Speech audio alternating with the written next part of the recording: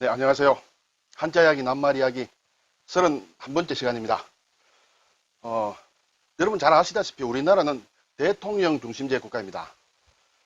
그래서 대통령에게 많은 권한이 집중되고 있고 제왕적 대통령이다. 이런 말들이 나온 지가 오래됐습니다. 자, 오늘은 우리가 이 대통령 제도와 관련해서 대권이라는 말이 있습니다. 대통령 후보로 나간 사람을 대권에 도전한다라든지 또는 대통령이 된 사람은 대권을 잡았다든지 이런 얘기들을 하거든요. 그래서 그 대권이란 말이 무슨 말인지 써도 괜찮은 말인지 유래가 어떻게 된 건지 그런 걸 한번 살펴보도록 하겠습니다. 네. 좀 정치적인 얘기지만 가벼운 마음으로 들으셔도 괜찮으실 겁니다. 자, 대권의 권은 이러한 글자를 씁니다. 대는 물론 우리가 크다는 뜻으로 잘 알 수가 있겠죠. 권은 이렇게 한자를 보면 나무목에 상당히 복잡한 글자가 옆에 있습니다. 이 글자는 사실은 저울이라는 뜻입니다. 저울. 전체 글자는 권세권이라는 글자입니다만은 그렇게 새깁니다만 구체적으로 보면 이거는 저울이다 또는 저울추다는 그런 의미를 가지고 있습니다. 왜냐하면 이것 나무로 만들었다. 뭔가 저울대를 나무로 만들었다. 그리고 오른쪽 부분은 이것은 황새를 뜻하는 글자예요. 황새. 황새가 이 저울대에 새겨진 눈금을 이렇게 두 눈을 부릅뜨고 이렇게 자세히 살펴본다. 그런 뜻도 있고, 그리고 이 황새의 눈이, 두 개의 눈이 이렇게 저울추에 두 개, 고르게 나타나는 저울추를 가리킨다. 그런 얘기도 있습니다. 어쨌든 이 글자는 기본적으로는 저울이다. 저울 또는 저울추다. 이렇게 가지고 있습니다. 예를 들어 어떤 사람이 저울을 독점했을 때 상당히 힘이 있지 않겠습니까? 자기가 이렇게 재는 대로 이렇게 달라지지 않겠습니까? 그래서 저울은 어떻게 보면 이 권세하고도 통한다. 이렇게 볼 수 있겠죠. 따라서 무겁다, 가볍다를 결정하는 것이 어떤 사람에게 집중이 되면 곤란하겠죠. 어쨌든 글자로 보면 그런 글자입니다. 그리고 사전에 보면, 우리 국어 사전을 보면 대권은 국가를 통치하는 권한이다. 이렇게 되겠습니다. 자, 일반적으로 대통령은 어느 정도 통치권이라든지 통치한다, 나라를 다스린다. 그런 의미에서 대략 수긍이 되는 글자입니다. 그런데 일반적으로 이렇게 생각할 수가 있거든요. 이 대권이란 말이 대는 대통령이고 권은 권한이다. 그래서 줄임말, 대통령의 권한을 줄임말이 아닐까 이렇게 생각하는 경우가 저는 많으리라 생각해요. 왜냐하면 저도 한때 그렇게 생각을 했습니다. 대통령의 권한이다. 그래서 대권에 도전한다. 이렇게 했는데 사실은 그것은 아닌 것 같아요.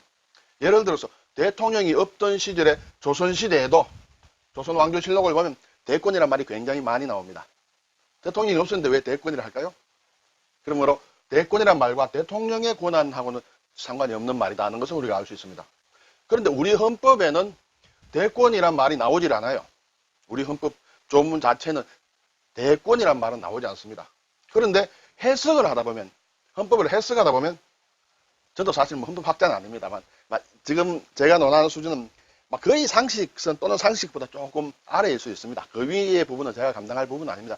아주 극히 문자와 관련돼서 상식선에서 제가 말씀을 드리니까 그건 좀 참고를 하시기 바랍니다. 이게 비상대권이라는 게 있습니다. 나라가 비상시를 맞이했다. 그럴 때 대통령이 어떻게 행동할 수 있는 어떤 권한이라는 것이 비상대권이라고 하는데, 이것도 물론 헌법에 나오는 말은 아닙니다. 법률에 나오는 말은 아니지만은 실제로 그런 권한이 주어져 있다. 가장 비근한 예로 갑자기 이 국제 경제 질서가 아주 요동을 해서 우리 대한민국의 경제에 미치는 영향이 굉장히 크다. 그런데 그것을 대응할 만한 법이 전혀 없다. 그랬을 때 임시적으로 어떤 대통령이 행정부의 수반으로서 뿐만 아니라 정말 국가를 대표하는 사람으로서 비상적인 어떤 조치를 취한다.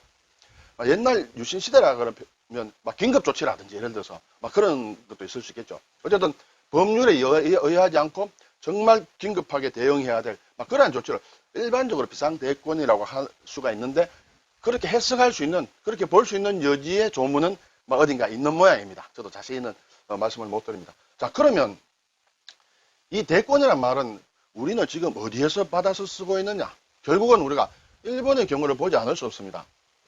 제가 사실 이 낱말 이야기를 하면서 상당히 일본 얘기를 많이 하는 편이거든요. 제가 그걸 잘 알고 있습니다. 근데 그것은 피치 못할 사정이 있어요. 왜냐하면 그 상당히 많은 부분의 낱말이 일본 사람들이 만들어서 건너와서 우리가 쓰고 있기 때문에 그 낱말의 유래를 구체적으로 알기 위해서는 그 사람들의 어떤 설명이나 그것을 하지 않을 수가 없어요. 그걸 제가 좀 딜레마입니다만 그 정도는 좀 양해를 해 주셔야 됩니다. 일단은 우리는 낱말에 지금 우리가 쓰고 있는 낱말의 정확한 뜻이 무엇인가 그것을 아는 것이 목적이기 때문에 참 그 낱말의 출신 성분에 대해서 지금 좀 따지기 어려운 그런 상황입니다. 어쨌든 이 대권의 경우에도 일본의 경우를 보면 천황대권이라고 할 수 있는 이렇게 낱말로 만들 수 있는 것이 있는데 일본 국어사전을 제가 찾아보았습니다. 구헌법, 결국 명치헌법입니다. 메이지 헌법에서 천황이 행하는 통치권이다. 그렇게 되어 있습니다. 천황이 행하는 통치권이다. 자, 우리 대권에서도 우리나라 사전에도 어떤 통치한다는 말이 있고 여기에서도 통치권이라는 말이 있습니다. 일반적인 것은 통치권이다. 그렇게 볼 수 있습니다. 그런데 이 구헌법입니다. 메이지 헌법에서 볼 때 넓은 뜻으로는 천황이 국토와 인민을 통치하는 권한, 즉 통치권이다. 이제 동일합니다. 넓은 이 뜻은 결국 넓은 의미의 통치권을 얘기한 것입니다. 근데 좁은 의미의 통치권을 보면 헌법상의 대권이다. 결국 여기에서는 메이지 헌법이 됩니다. 구헌법이 됩니다. 헌법상에 있는 대권이다. 대권으로서 제국의회가 참여하지 않고 의회가 참여하지 않고 보필기관만 참여하여 행사하는 천황의 권한이다. 이것은 무슨 말이냐면 제국의회는 국회를 얘기하거든요.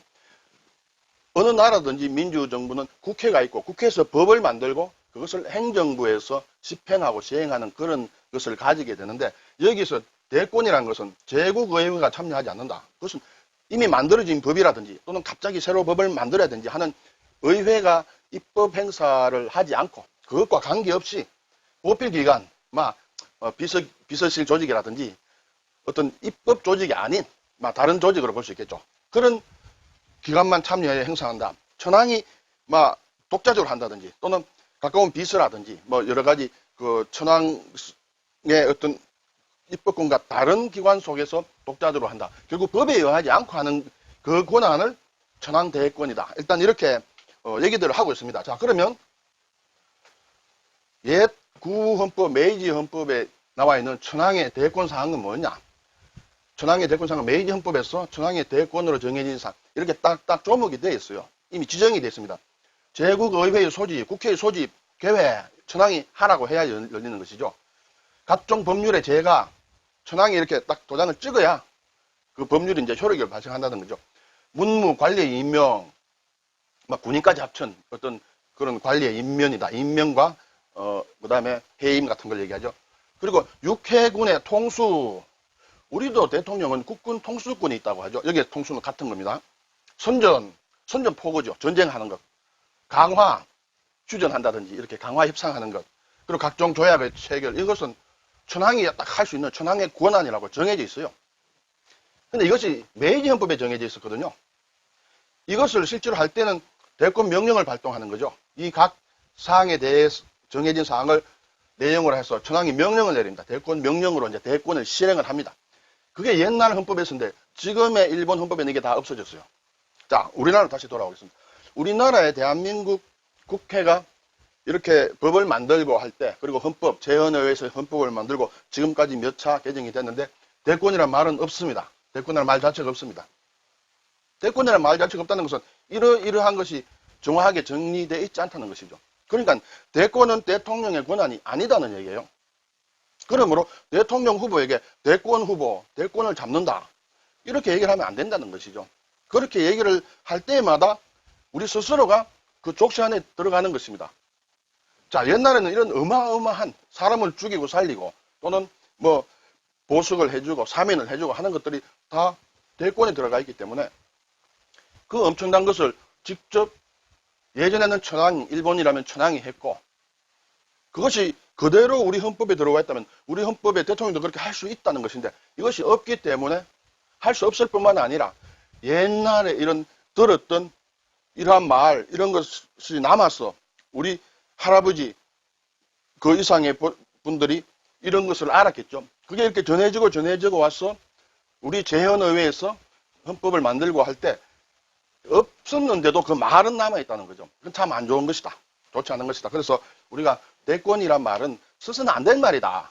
그렇게 제가 결국 드리고 싶은 것입니다. 물론 제가 지금 말씀드린 게 이렇게 학술적으로 제대로 정리된 것은 아닙니다만 딱 하나 기억해야 될 것은 대권은 대통령의 권한이 아니다 우선에. 그리고 대권이란 말은 안 쓰는 것이 좋다. 네, 감사합니다.